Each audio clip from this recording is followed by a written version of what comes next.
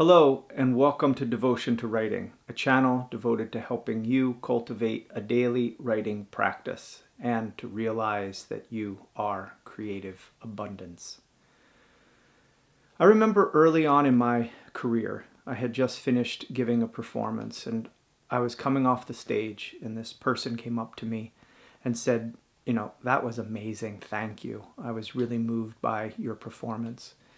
And I responded, I remember, with kind of like a shrug. And if it wasn't an actual shrug, then my demeanor was a shrug. I just kind of blew off this reaction. I didn't take it, not that I didn't want to hear it, but I didn't take it seriously because I didn't value the work that I had just given. And fortunately, a good friend of mine was there right next to me, and he kind of pulled me aside immediately, and he said very sternly, don't devalue another person's reaction to your work. It's not for you to decide how someone feels one way or another about your art, whether their opinion is that it was good or bad. It's their opinion, it's their reaction. You make the art, you make the work, and you give it, and how a person responds to it is theirs. Secondly, don't devalue your own work. Maybe you didn't feel you were at your best tonight, he said, but you have to value the work by honoring it, being grateful for it. It's your creation, and if you're not going to value it, then no one else is going to value it. And he couldn't have been more right. And this was a lesson that I've carried since then. I always, regardless of how I feel about the work that I'm giving, I do give space to others to have that reaction. But I've also learned that I have to value the work in myself. And maybe I don't feel like a work is finished or that it is the best that it could be. But the value really comes in placing it where it came from and the work that goes into producing that work. So that's what I want to talk about today, is really coming to a place of valuing our own work. I know for me, at that time, I was allowing my kind of general dissatisfaction with my creative process, with anything I made, to corrupt my ability to value anything that I made, to give value to the whole process. So I guess I want to ask, who's going to value your work if you don't? I know it can be hard. Even, at first we have to pretend maybe to value the work, to feel good about it. And if that's the case, then so be it. Pretend that you believe in it, that you have the utmost faith in what you're making, and try to find merit in just what you are doing, in what you're making. Try to find that, again, I always go back to the joy, to the love of what you're doing. Try to find some merit in what you're making, in your creative process, in the fun, the joy that it brings to your life. So how to value your writing, how to value your creativity. Here are a few things that I think can help us do that. There are 4 of them. And one is accept that you can only write or make what you can at any time in your life. Your work, as long as you're writing, is always going to be changing. It's always going to be growing, morphing, developing. And your job is to just facilitate the work, to come, show up, and grow it, and to grow yourself with it, to grow yourself to the point even that you are able to write, to communicate what's coming next, right? We can't really see what's developing at all times. In fact, I don't think we can see it at all. But we need to continually show up, to write, to try to express what is coming before we even know what it is that we're trying to express, that wants to be expressed through us. We have to continue to show up for what is coming next. The second thing is to acknowledge that the work isn't finished.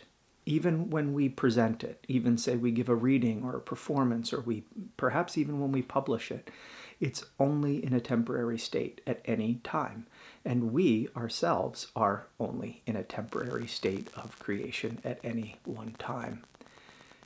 We, the fashioner, the maker, our role is to make, not to judge, not to be stagnant, but to adjust, to expand, to rise, and to continue to give voice and form to what is moving through us, to what is coming all around us and coming through us to be made. That is our role. So accept is the first thing. Acknowledge that we are in process, that any piece of work is in process. Always temporary, in process. It can always be changed. It can always be further developed. And in fact, what we're making today is going to lead to what we make tomorrow and so forth. We can't make what we need to make in the future without making in the present what we need to make. And kind of that helps us grow and to evolve to the next thing we need to make. Third thing, make what you can, share it, repeat. Make what you can, share it, and repeat. This is the surest way to invoke the next creation, the next idea, the next inspiration. We receive, we write it, we give it. This is a cycle. It becomes its own fulfillment, its own momentum. It's a reciprocal system here. We are the makers, but if we don't give what we make, that just kind of withers. It dies. It dies in our notebooks. It dies on our computer. It dies in a folder. It dies in a drawer. So receive, make, and give it. And that giving could be just sharing it on social media. It could be giving a reading. It could be sharing it with a dear friend or a trusted reader. It could be publishing it. It could be whatever it is. And just because you've given it once doesn't mean it can't have another, it can't appear somewhere else in another form, published in another place or shared in another way. So you can give it more than once, but it must be given in order to kind of fulfill its destiny. That creativity has to be not just received, it has to be shared and given in order to continue its momentum.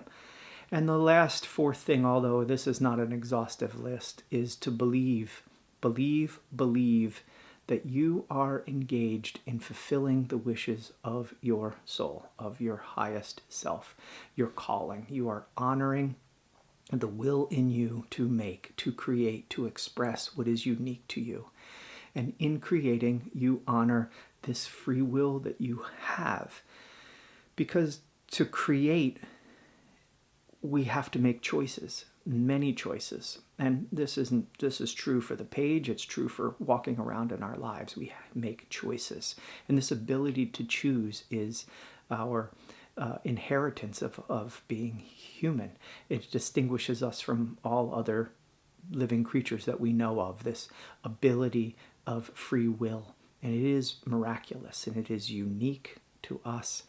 So what you choose, how you see, and what you make of this, how you express, no one else in the entire world will see and express it in the same way. It is unique to you. Okay, honor this. This has value in and of itself, and we might have to learn to give value to that uniqueness, to that individualness of expression that we have. It might not come naturally. It may have been drummed out of you by family, by society, by your culture, by peers, whatever it happens. It's not easy to kind of insist upon the value of one's expression, but this is kind of the work as well.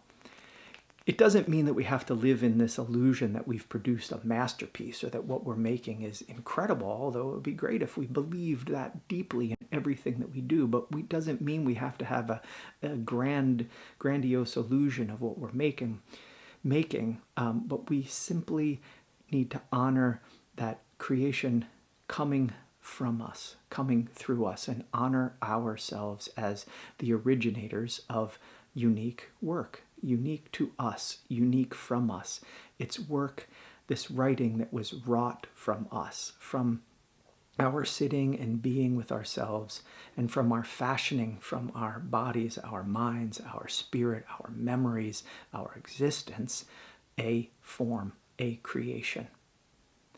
At the very least, this is significant, and this is significant enough to honor, to value, that we have made what could not exist except through us. Okay, when you make something, you have made something that could not exist except through you. No one else can make it.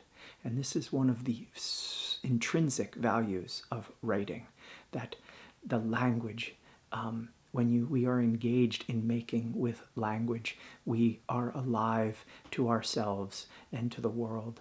And this is enough to remember and to celebrate. This is enough to remember and celebrate and value. So remember, negative feelings may come about what we make and how we make and what creativity is to us about our writing. All of these, we might have some negative feelings about this, some ideas that are old. And I want you to know that these are just habits of the mind and that we can change the mind. You can change your mind. This goes back to free will, to choice. You have free will, you have a choice to think new thoughts, to change the things that you say to yourself about creating, about writing, into affirmations. So instead of saying, I can't write, or this isn't good, you can say, this is good, or I can write, or, recognize that the work is in process, that it's not just because you've put something on the page, it's not the end of it.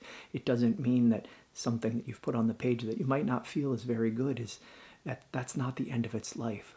You can live into it and expand it and grow it and change it into, make it into something that you do feel more positive about. But it's really not for us to be judging, and I always go back to that. Try not to judge what you're making while you're making it. That is not that is not a way of honoring the creative moment. So I know it's hard because in our lives, perhaps we've just had this habit of devaluing our creativity. I go back to the story of coming off that stage. I just had a habit of mind of not being able to take a compliment about my own work because I wasn't very complimentary in myself about my own work. And so I had to change that mindset and to be able to receive and to just say thank you and be grateful when I did get a compliment, and to be thankful for the work that I made, and be thankful in myself. And so, I know we don't get a lot of help outside, and that's why it's important that it comes from inside of us, that it starts within, cultivating this kind of new habit of valuing your work, your process, your creativity, your flow. And regardless of how you feel about what you write today, just remember that your feelings are fleeting and they aren't reliable. So if you're feeling like, oh, that was terrible, that's not necessarily true. That's unreliable narrator in your head saying that it's terrible. Tomorrow you could wake up and read the same thing and think it's incredible. That's not very reliable either. But to value your own process and to value your own sitting and being and making, that is reliable. That is unchanging.